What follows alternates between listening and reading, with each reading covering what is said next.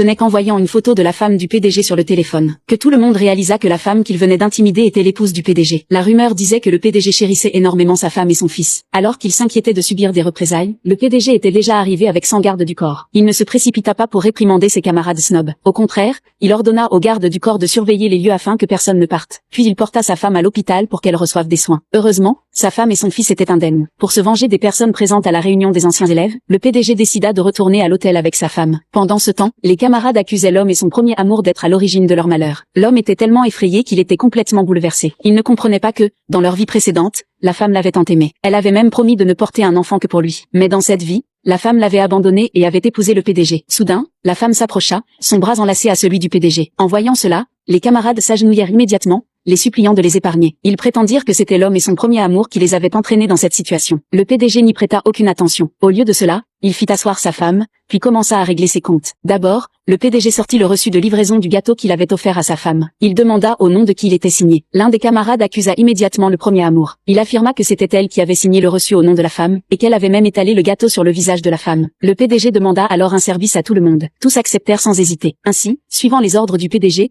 ils étalèrent le gâteau sur le visage du premier amour. Ce faisant, ils vengèrent sa femme. Ensuite, le PDG s'en prit à l'homme. Il commença par le remercier d'avoir rompu avec la femme il y a 7 ans. Sinon, il n'aurait pas pu épouser une épouse aussi exceptionnelle. Après avoir dit cela, il donna un coup de poing à l'homme, le faisant tomber au sol. L'homme espérait que la femme intercéderait pour lui, mais il ignorait que la femme en était déjà venue à le mépriser profondément. Elle prit un verre de jus de raisin et le versa sur sa tête. Le premier amour ne pouvait pas supporter de voir l'homme humilié, espérant que la femme ferait preuve de clémence au nom de leur passé amoureux. À sa grande surprise, la femme formula une exigence. Elle ordonna à l'homme et à son premier amour de se prosterner et d'avouer leur faute devant elle. Ils devaient continuer jusqu'à ce qu'elle soit satisfaite. Après avoir réprimandé les deux, la femme tourna ensuite sa colère vers les autres camarades qui l'avaient intimidée. Elle exigea qu'il quitte la ville dans un délai d'1 jour. Alors que la femme s'apprêtait à partir, l'homme l'appela soudain et lui demanda à quel moment elle avait cessé de l'aimer. La femme répondit qu'elle avait cessé de l'aimer au moment où ils s'étaient séparés il y a 7 ans. De plus, elle était très reconnaissante envers le destin de lui avoir donné une seconde chance dans la vie. C'était précisément parce qu'elle l'avait quitté qu'elle avait pu épouser le PDG, un mari exceptionnel. Ainsi, elle menait désormais une vie heureuse et épanouie. Mais le premier amour ne voulait pas l'accepter. Elle affirma que la femme avait simplement épousé un homme riche. Elle soutint en outre que la femme n'avait aucune véritable compétence. La femme l'ignora et partit sans dire un mot. À ce moment-là,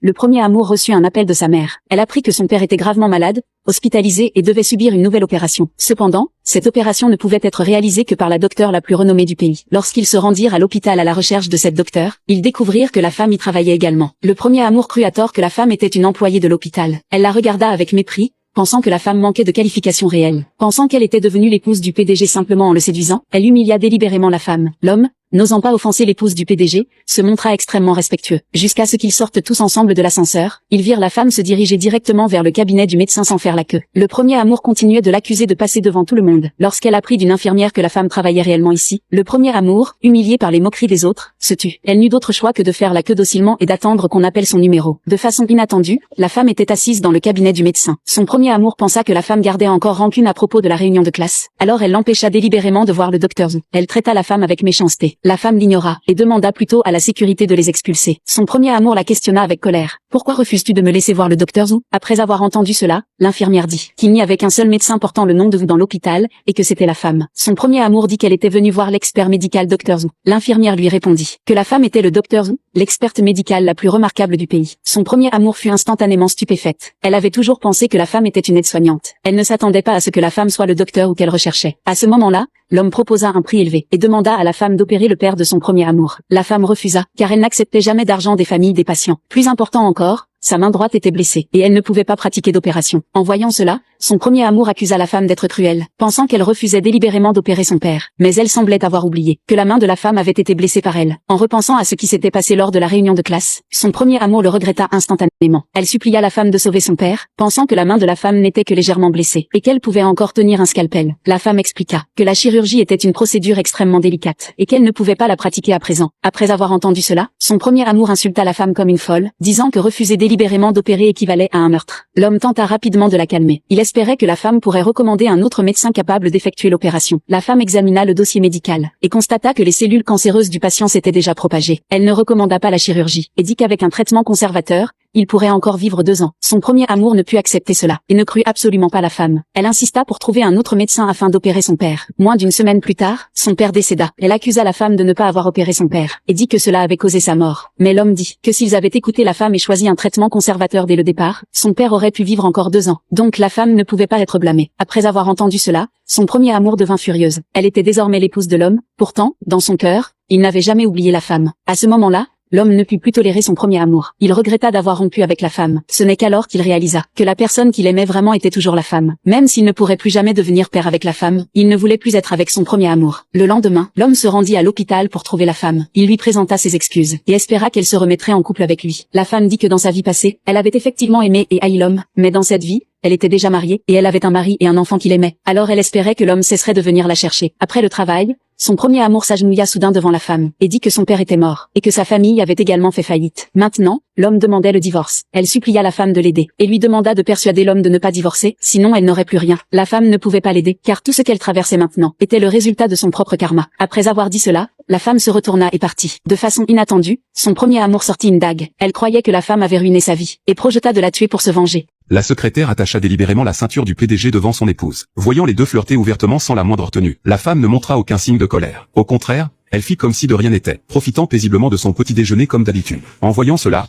la secrétaire s'approcha et lui demanda si elle était contrariée par ce qui venait de se passer. Elle s'attendait à ce que la femme explose de fureur. Pourtant, à sa grande surprise, la femme resta calme, continuant à manger son petit déjeuner sans être perturbée. Agacée par son sang-froid, la secrétaire chercha à la provoquer davantage, faisant remarquer que les raviolis étaient à la ciboulette ses préférés, sous-entendant que tous les efforts de la femme profitaient en réalité à elle. Elle se moqua d'elle, la traitant de femme au foyer docile, contrairement à elle-même, qui devait travailler comme secrétaire du PDG. Mais la femme resta indifférente. La secrétaire ne comprenait pas pourquoi elle restait si impassible. N'importe quelle autre femme aurait déjà explosé de rage. Sa réaction laissa la secrétaire perplexe. Alors, elle fit semblant de s'évanouir d'hypoglycémie dans les bras du PDG. En voyant cela, le PDG prit son bol de raviolis et, juste devant son épouse, les donna à manger à la secrétaire. Devant cette scène intime, la femme se leva sans hésitation et se dirigea vers sa chambre. Elle sortit du tiroir le contrat de renouvellement de mariage, ainsi qu'un accord de divorce qu'elle avait préparé depuis longtemps. Puis elle tendit les papiers à son mari, exigeant sa signature. Totalement absorbée par la secrétaire, le PDG signa sans même lire les documents. À cet instant, la femme ressentit un profond soulagement. Elle décida de lui réserver une surprise spéciale pour leur cérémonie de renouvellement de mariage le lendemain. Si elle ne ressentait plus rien pour le PDG, c'était parce que,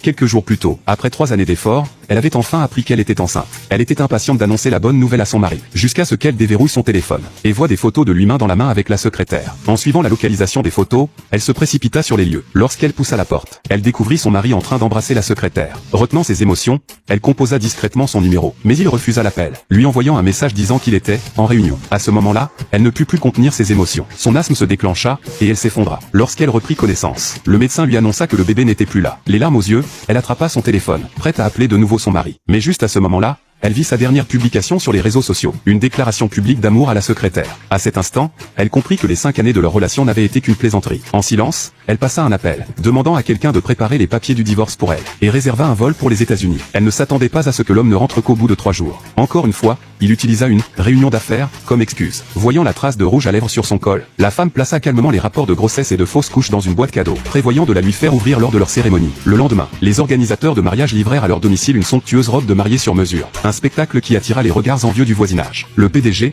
prétextant accueillir des invités, quitta la maison de bonne heure, disant à son épouse de prendre un taxi pour se rendre seule à la cérémonie. Avant son départ, elle lui rappela expressément d'apporter le cadeau qu'elle avait préparé. Mais juste devant elle, le PDG fit jouer un message vocal envoyé par la secrétaire. Sans la moindre hésitation, la femme attrapa une paire de ciseaux et découpa la somptueuse robe de mariée en une élégante robe de soirée. Puis, elle se maquilla soigneusement, enfila la robe transformée, et descendit les escaliers avec grâce. Elle remit l'accord de divorce à la planificatrice de mariage, lui demandant de le livrer au PDG. Puis, sans se retourner, elle prit sa valise et se dirigea droit vers l'aéroport. Le PDG attendit longtemps sur le lieu du mariage, mais ne vit toujours pas la mariée apparaître. Lorsque les portes s'ouvrirent, il vit que la personne qui entrait était l'organisatrice du mariage. Après que celle-ci lui eut remis l'accord de divorce, il réalisa enfin que la femme l'avait quitté. À l'époque, la femme lui avait demandé de signer un document. Mais il était trop occupé à être intime avec sa secrétaire, et signa sans en lire le contenu. Maintenant qu'il connaissait la vérité, il était trop tard pour regretter. Il appela la femme et exigea de savoir pourquoi, et lui demanda de revenir terminer le mariage. La femme ne dit qu'une seule chose après l'avoir entendu. « As-tu vu le cadeau que je t'ai offert ?» Le PDG fut fou de joie en voyant que la femme était enceinte. Mais il vit aussi le rapport de fausses couches, et eut immédiatement du mal à y croire. Il se rappela que la femme avait autrefois dit qu'elle avait une bonne nouvelle à lui annoncer, mais il n'y avait prêté aucune attention. Il ne s'était préoccupé que d'être avec sa secrétaire, et avait complètement ignoré les douleurs abdominales de la femme, ce qui finit par provoquer sa fausse couche. Le PDG ne pouvait pas accepter ce fait. Il appela de nouveau la femme, mais constata que personne ne répondait. Lorsqu'il entendit entendit l'organisatrice du mariage dire que la femme était partie à l'aéroport. Le PDG devint anxieux. Il était terrifié à l'idée de perdre la femme qu'il aimait le plus. Ignorant les tentatives de sa secrétaire pour l'arrêter, il insista pour aller à l'aéroport afin d'empêcher la femme de quitter le pays. Dans le salon d'attente, la femme supprima les photos liées au PDG. À partir de ce moment-là, il n'y eut plus aucun lien entre eux. Lorsque le PDG se précipita à l'aéroport, la femme avait